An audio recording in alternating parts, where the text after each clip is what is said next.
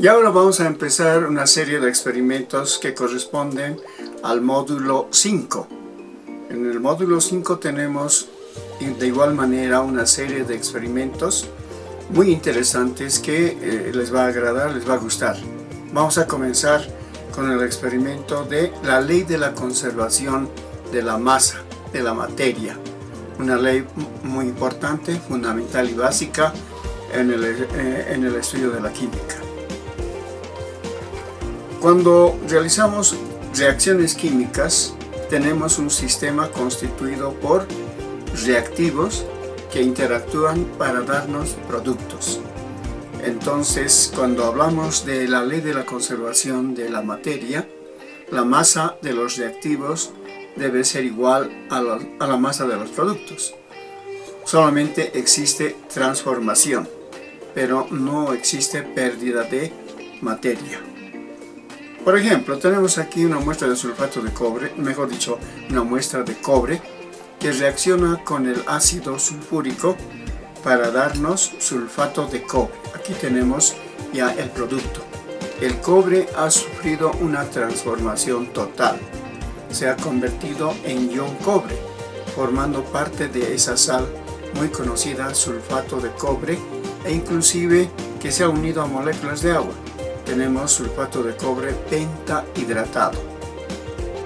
Por lo tanto, esos reactivos de cobre y ácido sulfúrico en masa corresponde exactamente igual a la cantidad de sulfato de cobre obtenido.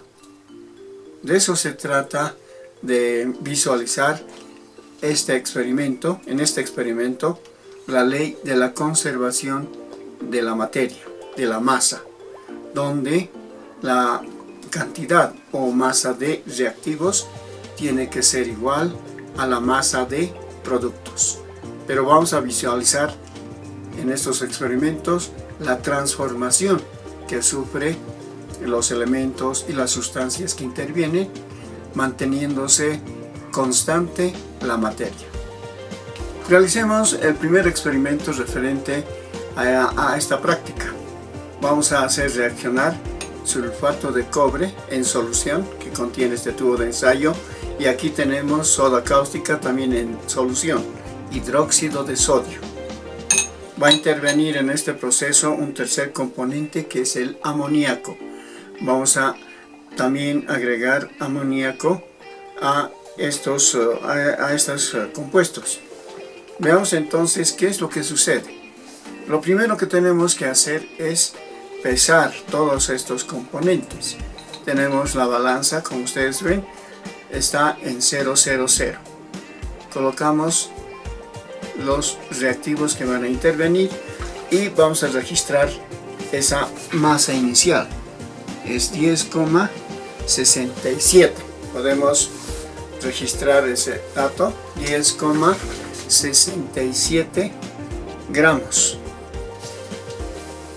El contenido, la masa de todos estos componentes. Ahora vamos a hacer interactuar, observen ustedes, la soda cáustica con el sulfato de cobre. Vamos agregando progresivamente y podemos observar la formación de un bello precipitado de color azul. Ahí tenemos el hidróxido de cobre.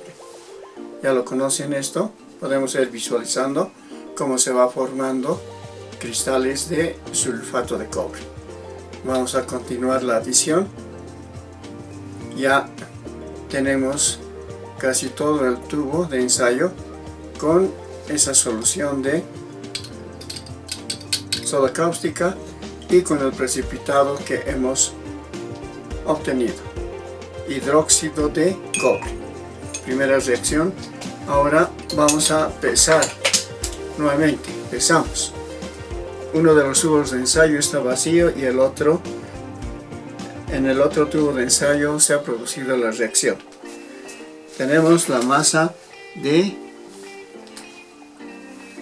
igual 106,71, 106,67.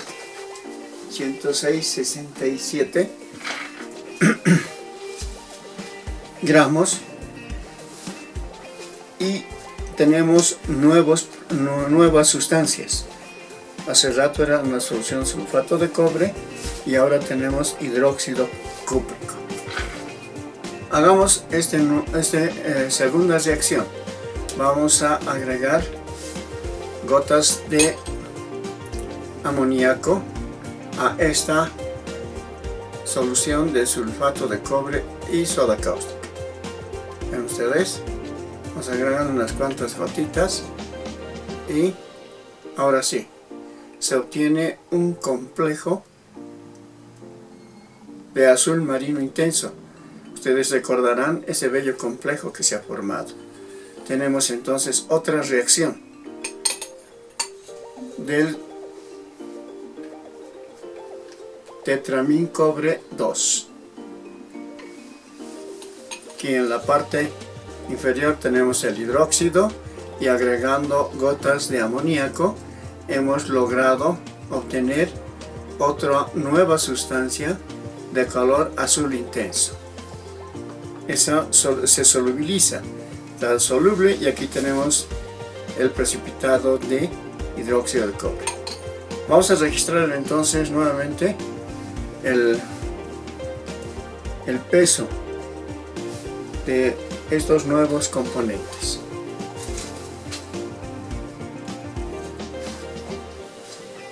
$106,66 gramos.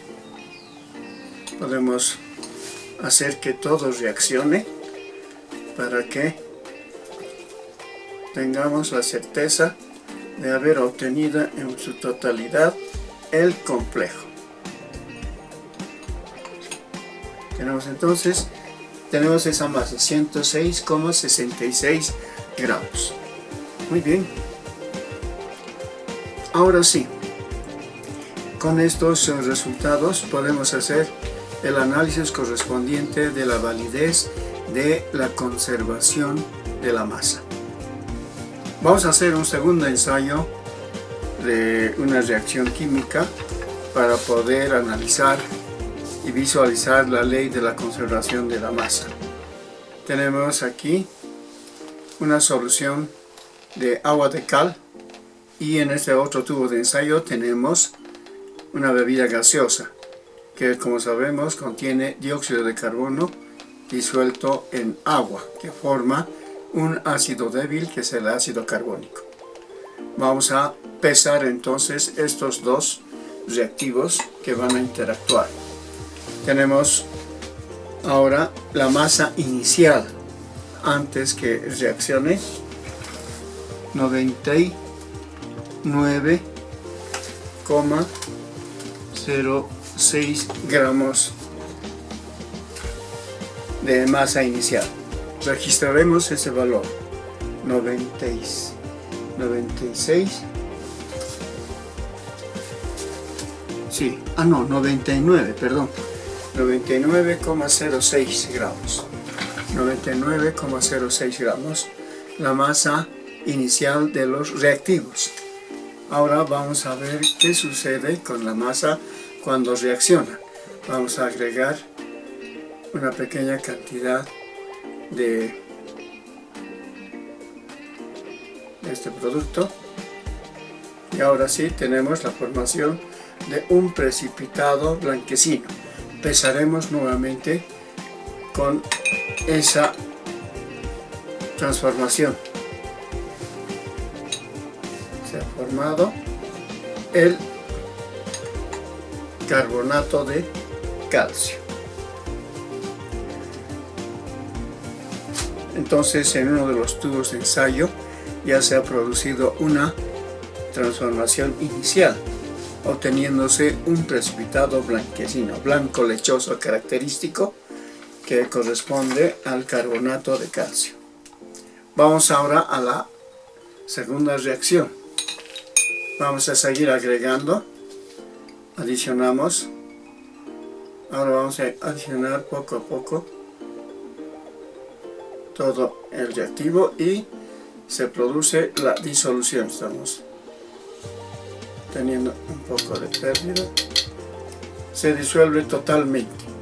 Observen ustedes, hemos agregado toda la solución y desaparece el precipitado. Entonces vamos ahora a pesar nuevamente la masa de los productos formados, que es 96,04, 03, 04, 05, y tenemos datos bastante aproximados con el cual vamos a hacer el análisis de la conservación de la materia. Y ahora vamos a visualizar la ley de la conservación de la masa en una mezcla. Tenemos aquí 50 mililitros de agua y 5 gramos de cloruro de sodio, pesados en forma independiente. Vamos a usar este sistema, un vaso y el vidrio de reloj. ¿Cuánto registramos?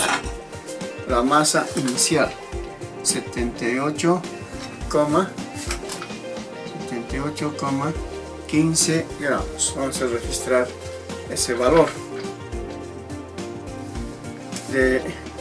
del vaso y del vidrio de reloj. Entonces ahora vamos a vaciar el volumen de agua que hemos medido. Siempre queda algo en la probeta. Tratamos de vaciar todo y vamos a vaciar también la masa de sal común.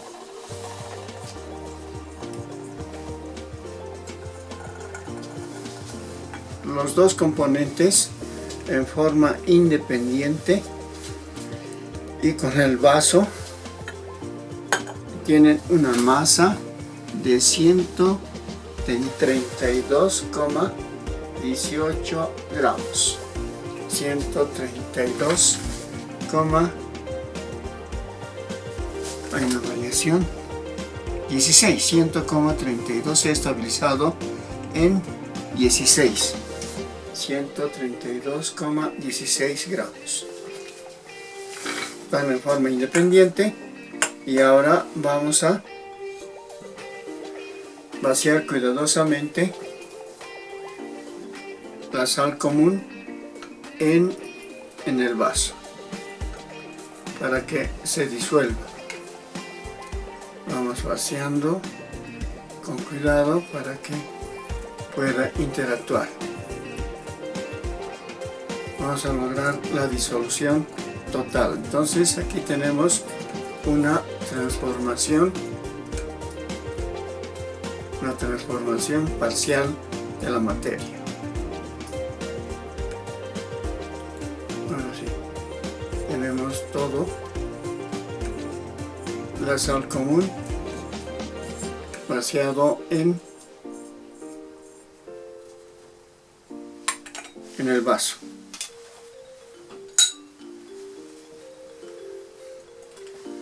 Vamos a hacer que se disuelva con una varilla. Vamos a lograr la disolución del cloruro de sodio en agua,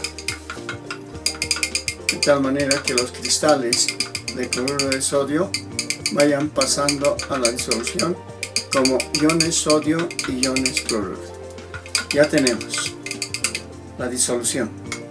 Ha desaparecido la fase sólida y ahora tenemos todo en disolución. Pesamos nuevamente estos componentes. Es 132,10. 132,10 gramos. Ese es la masa de los componentes finales. Con esos datos ahora vamos a proceder a realizar el análisis correspondiente. Vamos a proceder a hacer el análisis de los ensayos efectuados. Comenzaremos por la reacción 1.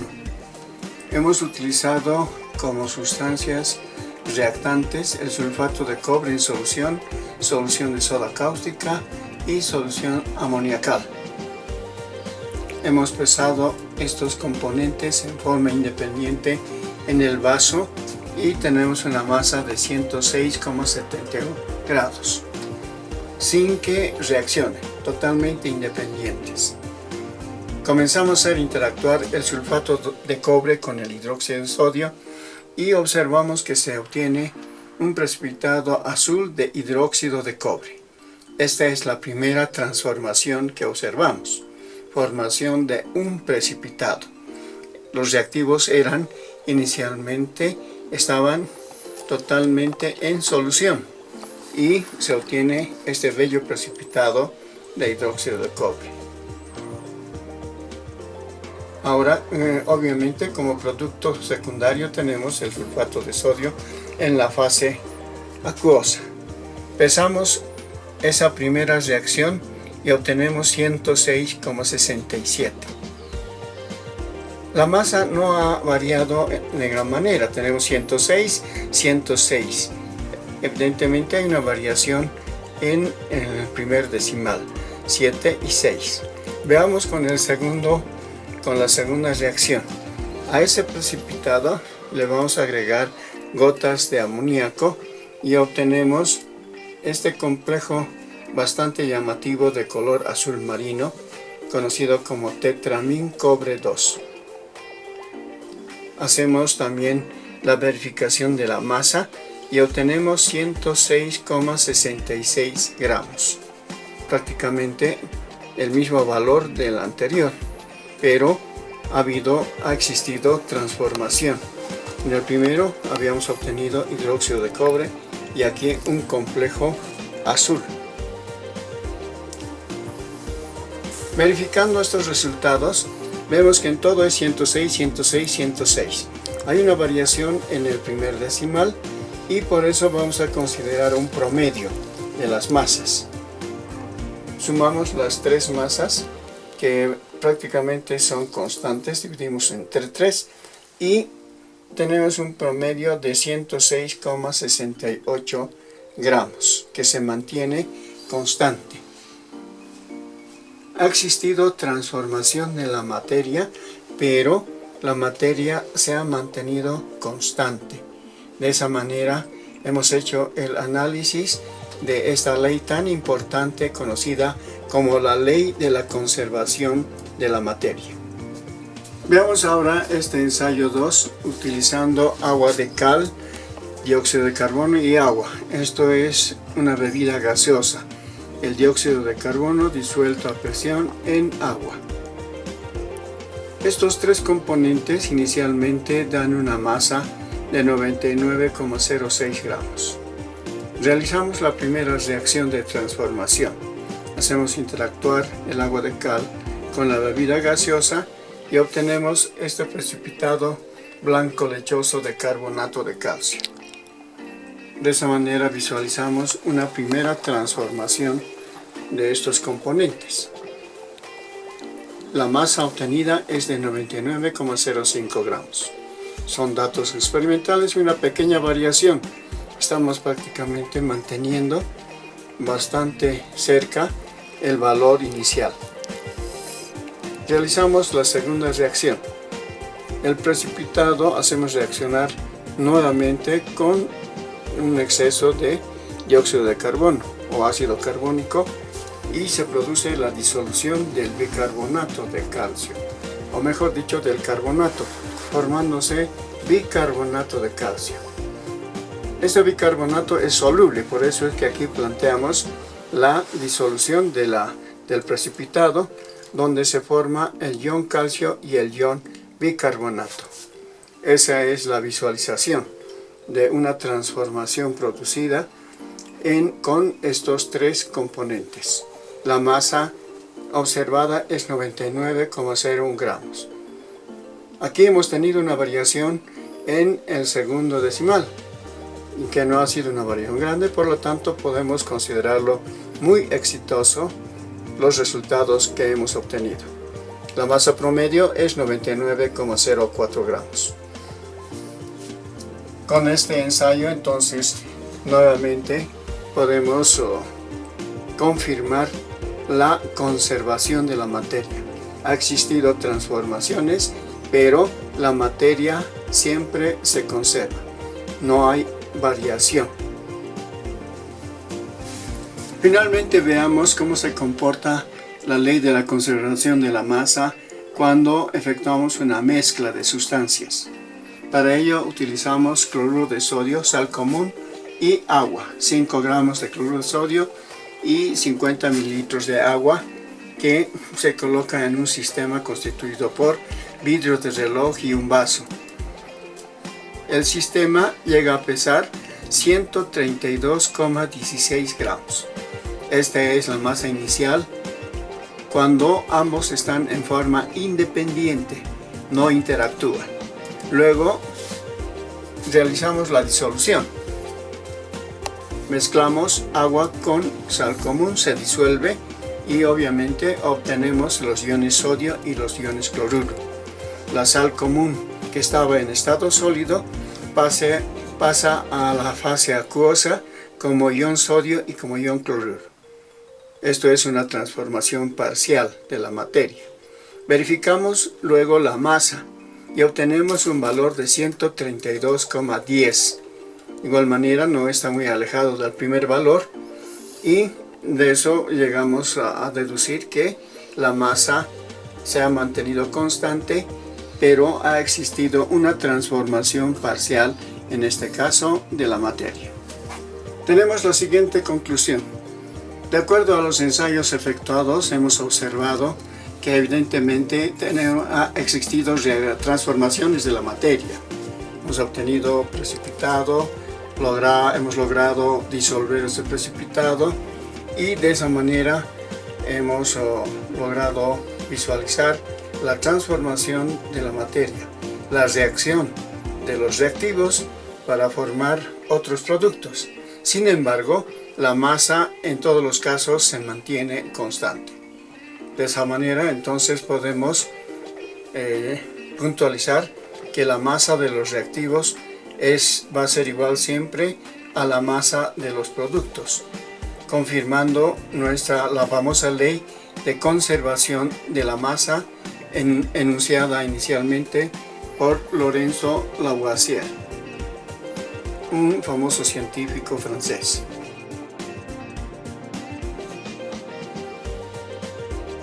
Y ahora vamos a realizar una práctica referente a la ley de las proporciones definidas. Esta ley establece una diferencia clara entre lo que es una mezcla y una combinación. Tenemos mezclas comunes, mezclas muy abundantes, como es el caso de la salmuera. Tenemos esa mezcla entre agua y sal común. Puedo agregar esta cantidad y se forma una mezcla homogénea. La sal se disuelve en agua formando los iones sodio y los iones cloruro. Pero puedo agregar una mayor cantidad. De sal y se sigue obteniendo la disolución del cloruro de sodio. Y así, en una mezcla, la proporción puede variar. Tenemos una cantidad variable de cloruro de sodio que vamos agregando para obtener esta disolución conocida como salmuera. Pero cuando queremos obtener un compuesto como el sulfato de cobre, esto se lo hace mediante la acción del cobre y el ácido sulfúrico. Estas dos sustancias reaccionan, pero lo hacen en una forma definida, en una cantidad definida. No es igual a la interacción entre la sal común y el agua. Y eso es lo que en esta práctica vamos a tratar de visualizar. Cómo se puede tener reactivos donde uno será el reactivo limitante y el otro será el reactivo en exceso. Pero el objetivo es lograr una combinación donde las proporciones serán totalmente definidas. Vamos a hacer interactuar dos reactivos para poder verificar esta ley tan importante de las proporciones definidas. Tenemos una solución incolora de sulfato de plomo y una solución coloreada de sulfato de cobre. En este tubo de ensayo, en estos tubos de ensayo, hemos agregado alrededor de 2 mililitros de nitrato de plomo. Vamos a considerar entonces a esta solución como el reactivo limitante y vamos a agregar sulfato de cobre, variando la cantidad porque va a ser el reactivo en exceso. Comencemos entonces adicionando con esta probeta con 5 mililitros de sulfato de cobre. Vamos a medir exactamente, lo más exactamente posible, los 5 mililitros de sulfato de cobre.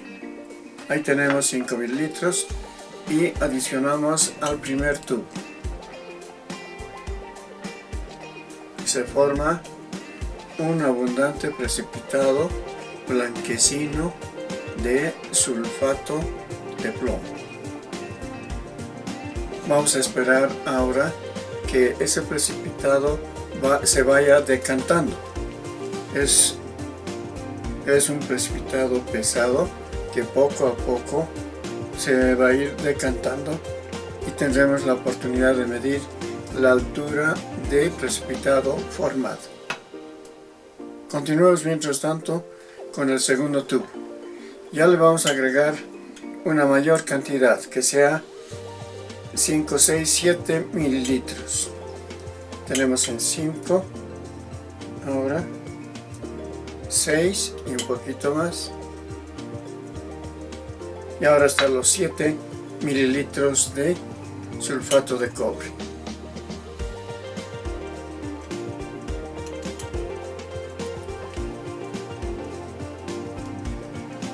De igual manera tenemos ese precipitado de sulfato de plomo. Vamos verificando, ustedes observan que en la parte inferior ya se observa la presencia de ese precipitado blanco de sulfato de plomo, que como les decía vamos a medir su altura.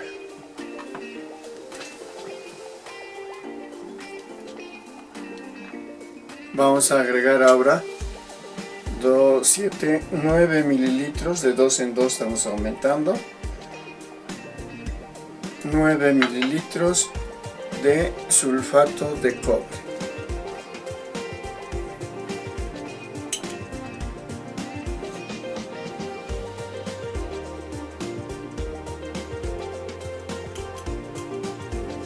Tenemos los 9 mililitros de sulfato de cobre y ahora vamos a continuar aumentando a 10 a 11 mililitros. 11 mililitros de este reactivo que lo consideramos el reactivo en exceso. 11 mililitros. Ahora sí, tenemos los 11 mililitros para el tubo número 4. Hacemos que interactúe.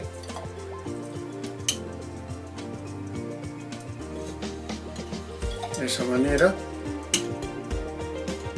Y luego vaciamos todo el resto del reactivo. Estamos haciendo que interactúe adecuadamente.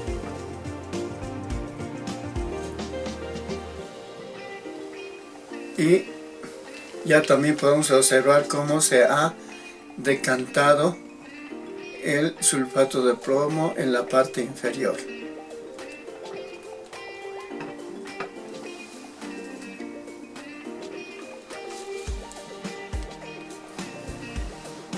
Estamos en 11. Ahora nos corresponde 13 mililitros de sulfato de cobre. 13.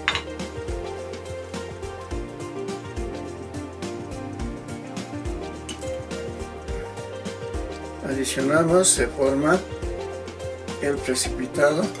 Hacemos que interactúe. Vamos adicionando otra cantidad. Se forma el sulfato de plomo y ahora sí agregamos el resto del reactivo en exceso. Finalmente vamos a concluir con 15 mililitros de sulfato de cobre. Tenemos los 15 mililitros. 15 y siguiendo nuestra técnica agregamos una pequeña cantidad, hacemos que interactúe, reaccione, adicionamos otra segunda cantidad para asegurarnos que reaccione totalmente el reactivo limitante. Y ahora sí adicionamos el resto de la solución.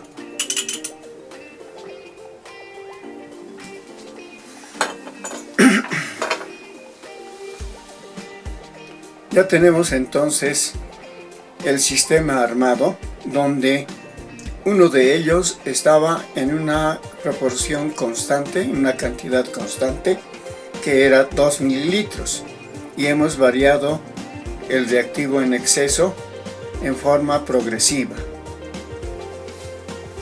Vamos observando y tienen ustedes, ya podemos ver la cantidad de precipitado que se ha formado. Es el mismo, vean, aquí tenemos, vamos a medir con la reglita, la cantidad es, aquí con este otro lado, ahora sí, tenemos medio centímetro de precipitado en estos momentos hasta ahora, formado medio centímetro. Vamos revisando la otra altura, ¿ven ustedes? De igual manera es medio centímetro. Aquí tenemos otra cantidad de precipitado, también es medio centímetro. Y así, esta altura medimos también medio centímetro. Aquí se nota claramente y tenemos medio centímetro de precipitado formado. Finalmente, en el último tubo de ensayo, observen ustedes, tenemos la misma cantidad de precipitado. En todos estos tubos hemos obtenido la misma cantidad de producto, es decir, la misma cantidad de sulfato de plomo.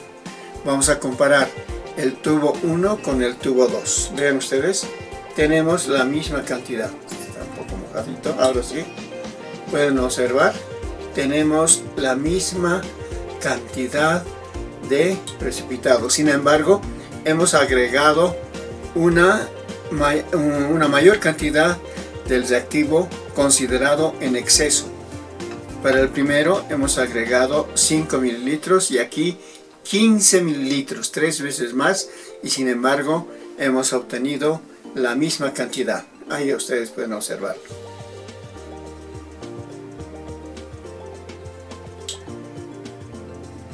De la misma manera podemos comparar con otros tubos de ensayo, por ejemplo con con el tubo número 5.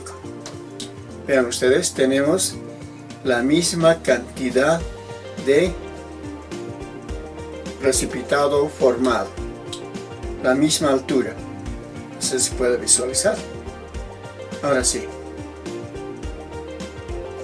Entonces, de esa manera estamos estableciendo el principio de reactivo limitante y reactivo en exceso. Además, estamos visualizando ese principio tan importante que caracteriza a las combinaciones, la ley de las proporciones definidas. Aquí la cantidad en que interactúan estos reactivos es siempre constante, es en una proporción definida y constante. De esa manera se ha expresado esta ley muy importante en las combinaciones químicas y en estequiometría. Iniciaremos el análisis de este experimento, donde hacemos reaccionar dos reactivos muy importantes, como son el sulfato de cobre y el nitrato de plomo. Son sales solubles que al disociarse forman el ion cobre y el ion sulfato. En el otro producto, ion plomo 2 y ion nitrato. Mezclamos estos iones y tenemos los iones incompatibles, que son el sulfato y el plomo, que forman un precipitado blanco de sulfato de plomo. Simplificamos el ion cobre y el ion nitrato, que se consideran iones espectadores. Tenemos la reacción iónica global, y aquí hemos definido como reactivo limitante al plomo, el nitrato de plomo que provee el ion plomo, y el reactivo en exceso es el sulfato. Ustedes han observado que hemos ido variando el volumen de solución agregado a cada tubo. Del nitrato de plomo hemos tomado un volumen de únicamente 2 mililitros, y el volumen de sulfato hemos ido aumentando de 2 en 2 hasta llegar a 15 mililitros. Sin embargo, la altura, aquí tenemos el resultado, la cantidad de precipitado medido en altura, en centímetros, es constante, prácticamente constante, 0,5 centímetros. Si eso expresamos en este histograma, en este diagrama de barras, vemos justamente esa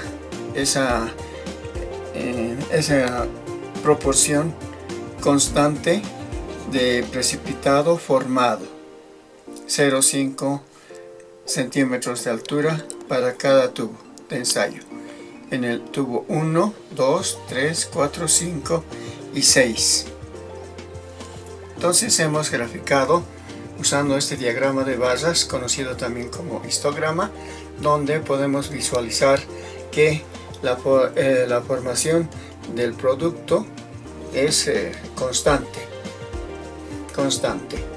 y eso únicamente depende de haber definido cuál es el reactivo limitante. Luego, el reactivo en exceso solamente asegura la reacción total del reactivo limitante. El producto obtenido en cantidad va a ser el mismo. Vamos a plantear las siguientes conclusiones.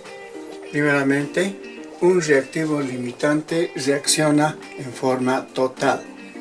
Elegimos un reactivo limitante justamente para que reaccione totalmente, y para eso agregamos un ligero exceso del otro reactivo que se le denomina reactivo en exceso justamente.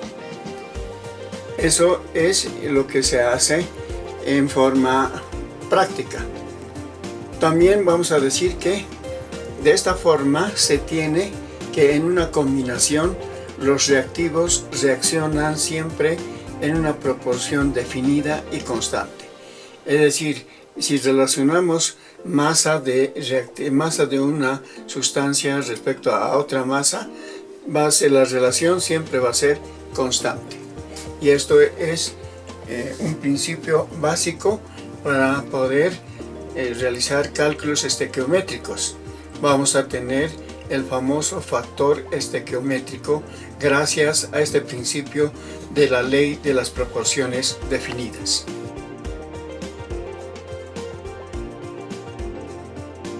Ahora vamos a ingresar a prácticas relacionadas con la estequiometría, y donde tenemos procesos de obtención de diversos productos. Obviamente que hacemos interactuar reactivos para lograr obtener productos específicos. Vamos a mencionar, por ejemplo, la obtención del carbonato de litio a partir de la salmuera del salar de Uyuni. Tenemos acá ya ese producto de carbonato de litio, como ustedes pueden ver. Tiene una pureza del 96% inicialmente. Esta pureza obviamente puede ser mejorada para llegar a un alto grado de pureza, por decir 99,5. Ahora, ¿cómo se ha logrado llegar a esta etapa de carbonato de litio obtenido a partir de un recurso natural? El litio se encuentra en la salmuera en forma de ion litio. Cloruro de litio sería lo que se va a formar. Este ion litio tiene que ser separado mediante diversos procesos. Luego, una vez concentrado, vamos a tener que hacer reaccionar con algunas sustancias para ir llegando poco a poco a la etapa final, que es el carbonato de litio.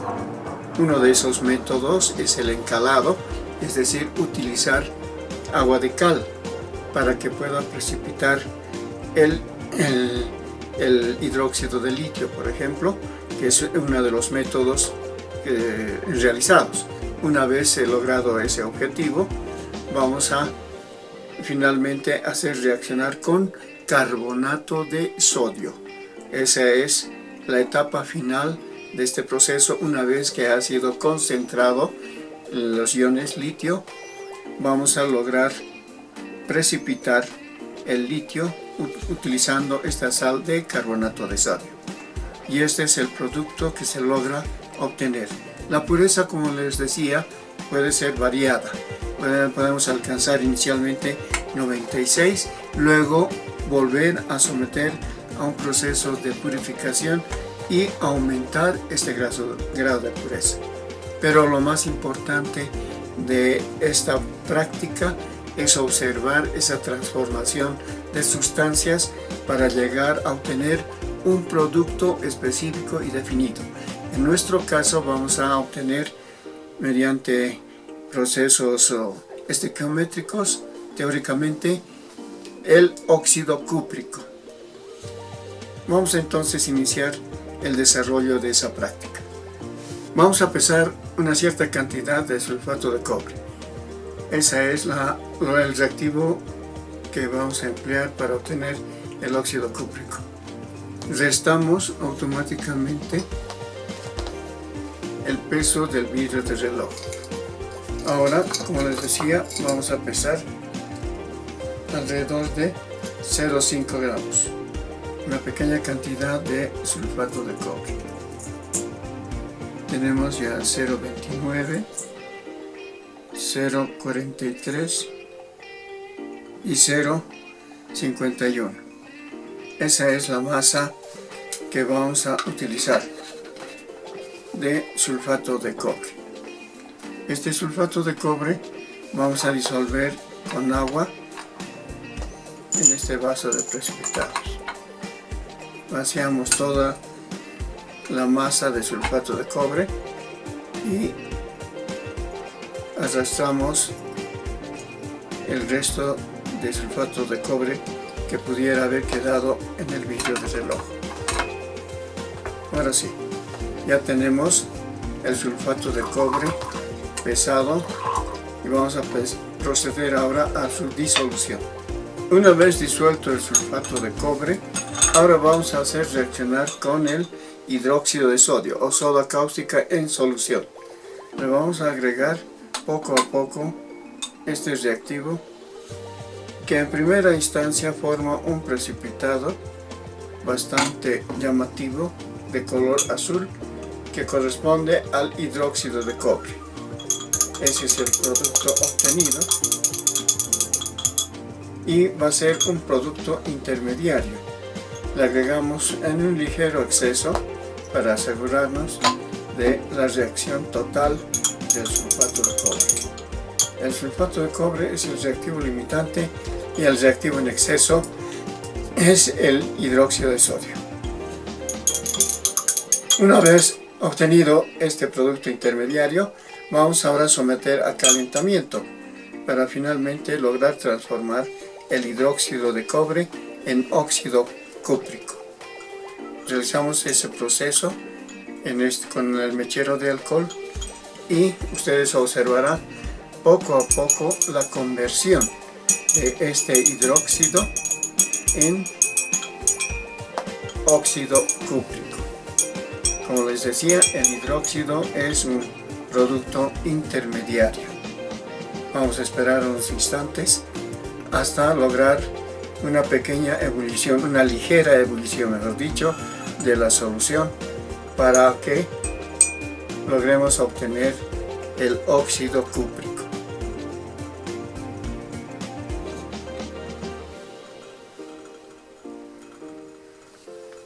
Ya estamos observando el cambio de coloración.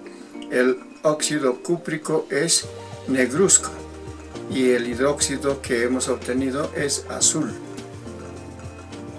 Vamos homogeneizando la solución y vamos a esperar unos minutos más para que se logre la conversión total, esa transformación del hidróxido en óxido cúprico.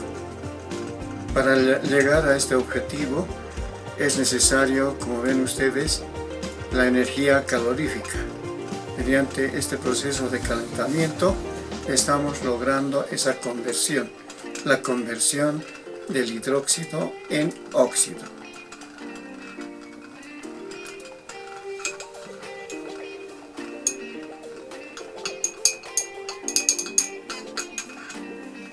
Observen ustedes que ya ha cambiado la coloración inicial. Era azul, ahora ya está de un color oscuro. Es negruzco y lo que nos indica la formación del óxido cúprico. Para asegurarnos la total conversión, vamos a esperar la ebullición ligera. No vamos a mantener una ebullición prolongada, simplemente una ebullición inicial que será suficiente para haber logrado convertir todo el hidróxido en óxido cúprico.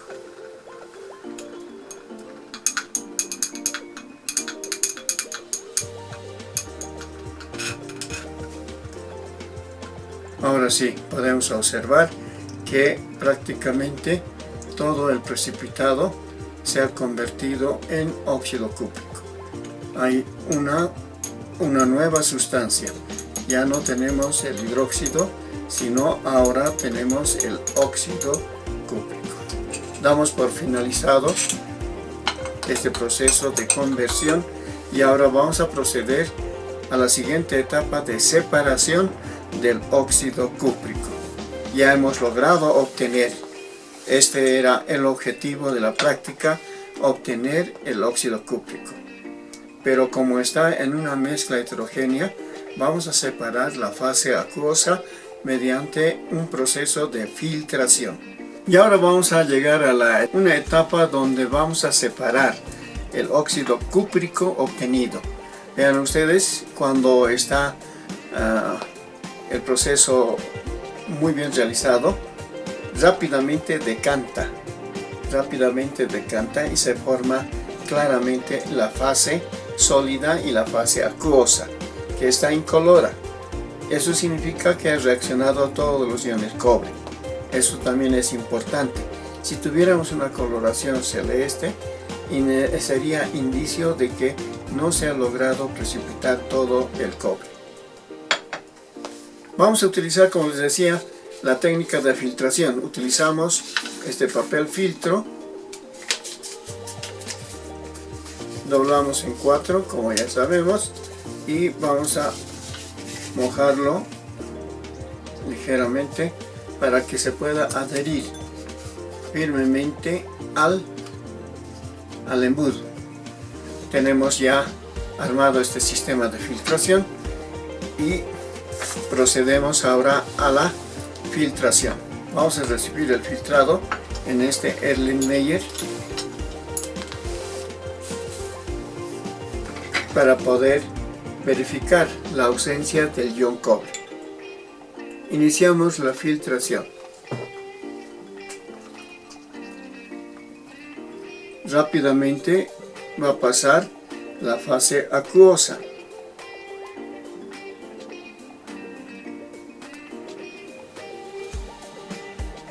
Estamos entonces en la etapa de filtración y ya la fase acuosa ha sido transferido al Erlenmeyer. Ahora vamos a procurar que todo el precipitado sea retenido por el papel filtro. Removemos ligeramente y vamos a vaciar el precipitado. Tenemos todavía remanentes, colocamos un poquito de agua para poder arrastrar todo ese resto. Tenemos que evitar la pérdida de materia. Ahora sí, estamos prácticamente seguros de que todo el óxido cúprico obtenido está siendo retenido en el papel filtro. Enjuagamos los restos del producto obtenido y lo vaciamos al embudo. Vamos a enjuagar la varilla cuidadosamente para poder arrastrar el precipitado que podría haberse adherido. También hacemos un arrastre de las partículas que podría estar adherido en el vaso. Un arrastre con chorritos de agua. De esta manera, observen. Y aprovechamos también esa porción de agua para lavar el precipitado, liberar del hidróxido de sodio impregnado. Es importante el lavado del precipitado. Vamos a asegurarnos de eliminar partículas de la varilla. Ahora sí, asumimos que todo el óxido cúprico está en el papel filtro, pero observen que siempre tendremos algo de pérdida y por eso el rendimiento por lo general nunca es del 100%. Teóricamente sí se llega a poder calcular la cantidad máxima de óxido cúprico que se podía haber obtenido, pero en forma experimental y debido a los procesos que se sigue va a existir siempre una disminución del producto esperado. Esa relación entonces del producto de la masa experimental respecto a la masa teórica nos va a dar el rendimiento del proceso. Y ahora podemos dar por concluida la parte de filtración, y ustedes pueden observar que tenemos el producto separado y retenido en el papel filtro. Vamos a sacar para hacer el proceso de secado. Este es el óxido cúprico que hemos llegado a obtener y ahora vamos a hacer el secado.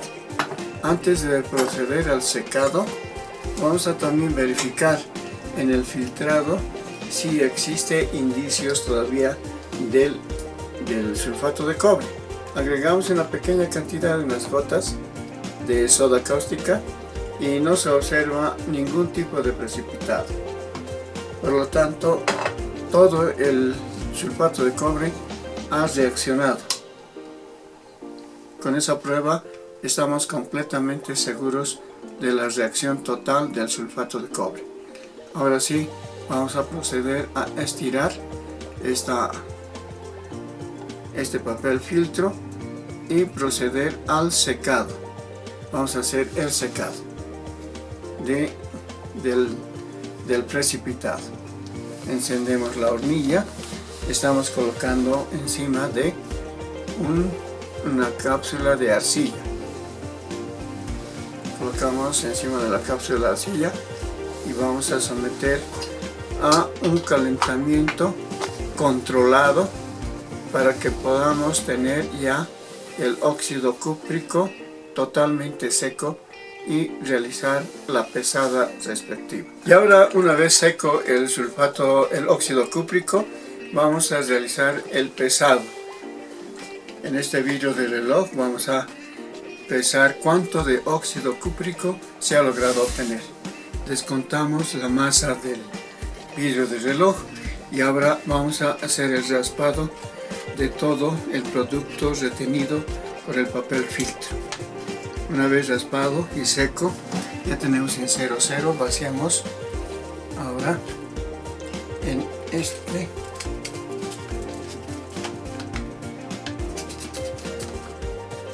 vamos a seguir raspando un poquito más de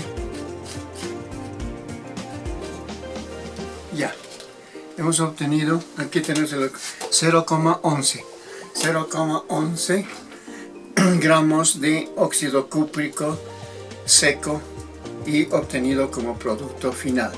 Con ese dato ahora vamos a calcular el rendimiento del proceso. Vamos a plantear ahora las reacciones de la obtención del óxido cúprico. Hemos pesado 0,51 gramos de sulfato de cobre pentahidratado. Ese sulfato hacemos reaccionar con soda cáustica en ligero exceso y obtenemos hidróxido de cobre de color azul, un precipitado de color azul, y sulfato de sodio como producto remanente. Esta mezcla sometemos a calentamiento y obtenemos el óxido cúprico. Entonces el hidróxido es una sustancia, un compuesto intermediario. Vamos a tener la reacción global. Sumamos las dos ecuaciones, se simplifica el hidróxido y la reacción global nos da el óxido cúprico.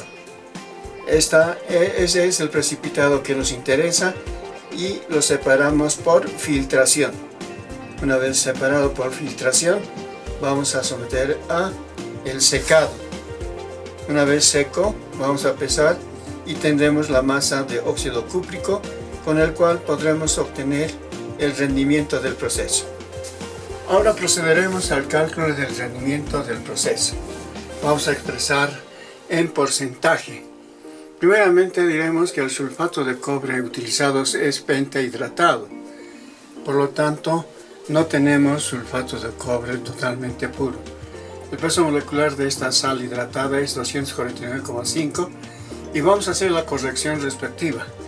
Hemos pesado 0,51 gramos de sal hidratada y en 249,5 gramos solamente tenemos 159,5 gramos de sal anhidra. Por lo tanto, vamos a tener 0,32 gramos de sulfato de cobre anhidro, sin contar las moléculas de agua. Ahora, esos 0,32 multiplicamos por el factor que nos da la ecuación entre el sulfato de cobre y el óxido cúprico. Es de mol a mol.